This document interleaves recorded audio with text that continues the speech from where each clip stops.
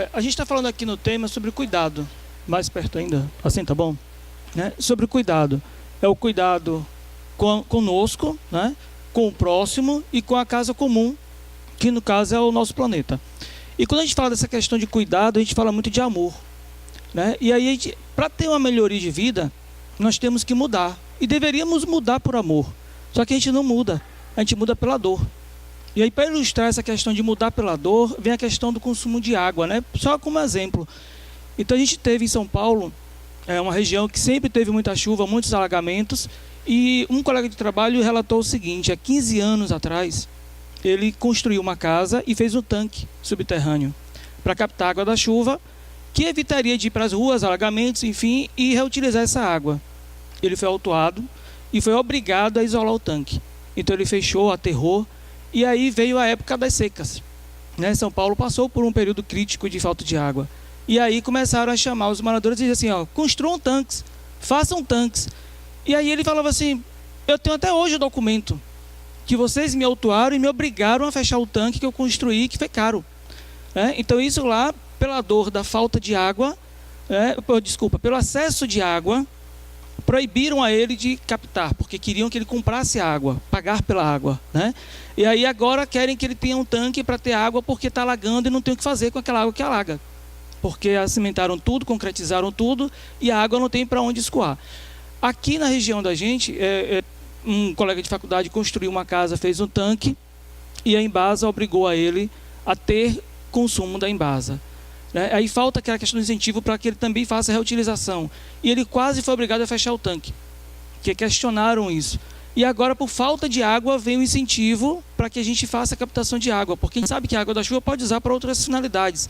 Irrigar um jardim, ou lavar um carro, uma calçada, e deixar a água tratada, que é cara, para outros usos.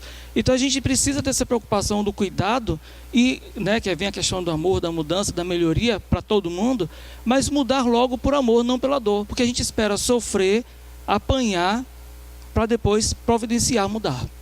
Só para... Tem alguns aspectos aí do que você coloca. Primeiro é que a captação de água que ele vai fazer, se for de chuva, para ser reutilizado, tudo bem, ele vai ter que ter os cuidados, é normal. Mas ele fazer poço, aí depende, vai ter que ter um licenciamento da ANA, porque ele também está captando a água do lençol, não é do lençol, né? Ele vai estar certamente... depende, né? Nesse caso é o INEMA, dependendo do volume vai ser o INEMA, vai ser o Conselho... de chuva tudo bem, de chuva. O que eu quero voltar agora para falar é o seguinte: quando alguém perguntou o que fazer, Odailson, Tarsila perguntou o que fazer, e individualmente o que é que eu posso fazer? Eu posso participar e contribuir e me unir com as pessoas para que a gente faça com que o governo seja participativo. É assim que a gente faz. Nós temos que estar nos espaços de governança para participar disso. Porque quando eu participando do Conselho Municipal do Meio Ambiente, nós provocamos fazer um documento, uma resolução daquele conselho, porque o conselho é normativo, é deliberativo e é fiscalizador. Então, ele sendo deliberativo e sendo normativo, a gente normatizou que todo o licenciamento ambiental dado no município de Ilhéus para aqueles empreendimentos que necessitam de licenciamento, por exemplo, os condomínios acima de 10 unidades, igual ou acima de 10 unidades, tem que ter uma estação de tratamento de esgoto nas regiões que não tem atendimento à rede de esgoto. São obrigados a fazer isso. Isso foi uma resolução do CONDEMA. E de quem partiu essa iniciativa? Da sociedade civil, organizada e atuante, participando daquele conselho. Então, nós podemos estar na Câmara de Vereadores e acompanhando o que está acontecendo ali dentro. O Instituto Nossa Ilhéus tem um projeto que é o De Olho na Câmara de Vereadores. Mas as pessoas não gostam de ir na Câmara de Vereadores porque é um saco ficar na Câmara de Vereadores. E eles amam que as pessoas achem um saco ir para a Câmara de Vereadores. Porque eles ficam livres para fazer o que eles querem. E são eles quem prejudicam o nosso município, ou podem beneficiar. Porque eles ficam produzindo leis desnecessárias, quando deveriam estar fiscalizando se o arcabouço legal que nós temos é suficiente e apenas ser cumprido. E aí ficam produzindo e exibindo a quantidade de leis que eles fizeram e que não vão dar em absolutamente nada. E que muitas vezes são leis que já existem na própria lei orgânica. Então vejam lá, olha o que é que a gente diz, como é que essas pessoas estão não frequentando a Câmara de Vereadores? Há 2 meses nós fizemos um card, colocamos até um Pokémonzinho lá em cima, perguntando onde será que eles andam.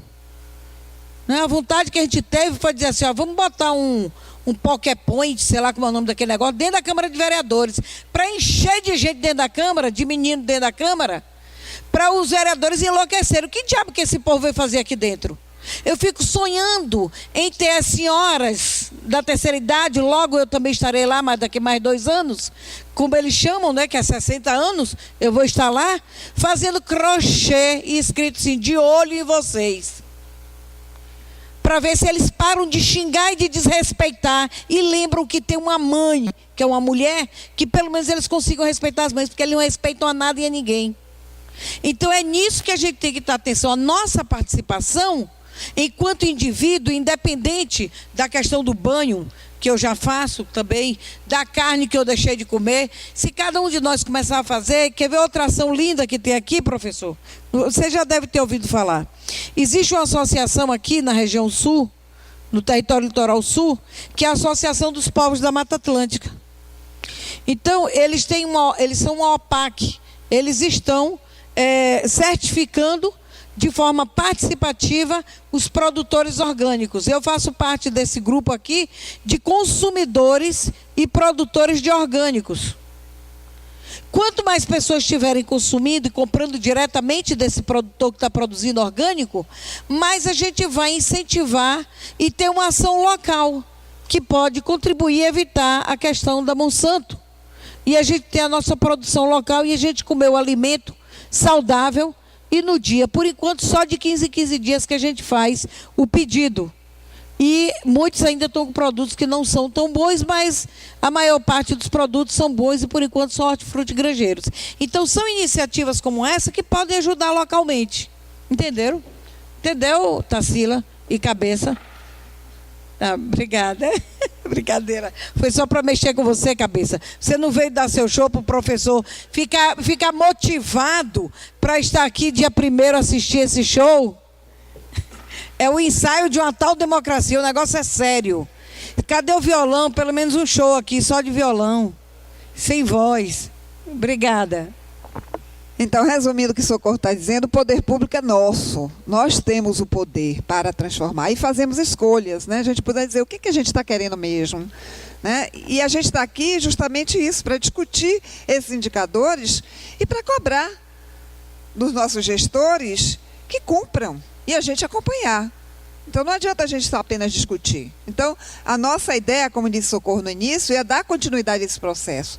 Hoje é o último programa, né, no sentido de fechar esses indicadores para entregar, e amanhã, às 7 horas da noite, nós vamos ter aqui, por favor, venham, convidem os seus amigos, tragam os seus colegas.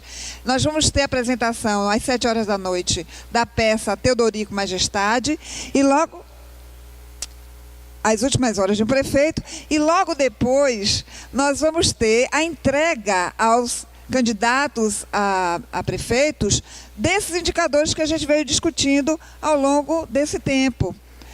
Então, é muito importante que vocês venham, que tragam pessoas, para que a gente dê continuidade a esse processo, porque é muito importante, tá?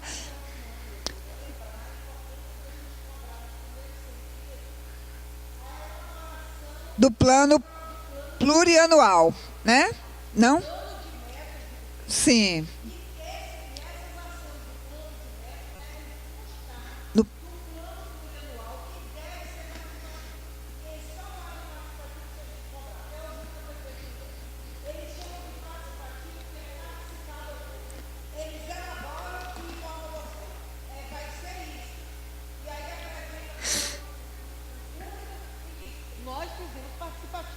É.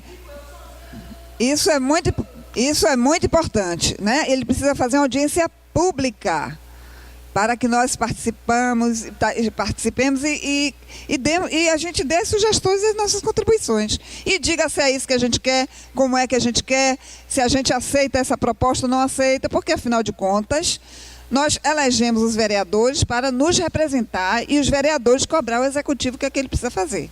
Então, assim, as etapas são essas. Então, mais uma vez, professor, agradecemos a sua participação, a participação de todos vocês. E amanhã aqui às 19 horas. Muito obrigada.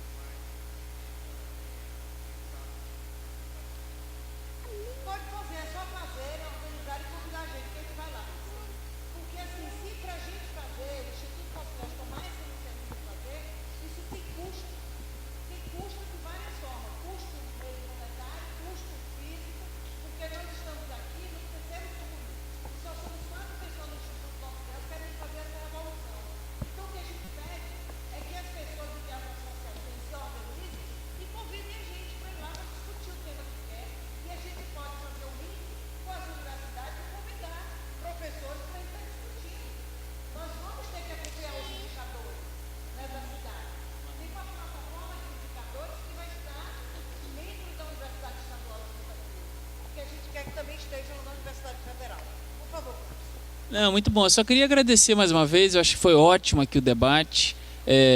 Coloca à disposição para em outros momentos, se for demandado, para a gente estar junto participando. Eu acho que, assim, resumindo um pouco até a fala que eu trouxe, que a Socorro abordou agora, a discussão de vulnerabilidade, resiliência e adaptação, ela é necessariamente uma discussão que passa por participação. E não só participação no sentido de se participar que a política X vai ser feita. Não, a política X ela tem que ser construída com a participação da população. Porque não existe adaptação que seja mundialmente aplicável. A adaptação, por essência e excelência, ela é construída localmente com as características e potencialidades de cada sociedade. O exemplo que você deu da cacimba. Possivelmente não existe a cacimba na França, mas eles vão ter que usar algum tipo de adaptação deles, que é diferente da nossa, que é diferente da China, que é diferente de qualquer outro país do mundo. Então, eu acho que, resumindo, participação popular, eu acho que é o termo para se usar para tratar não só essa discussão, eu imagino, como todas as outras que passaram por aqui, desde o transporte, educação e assim sucessivamente.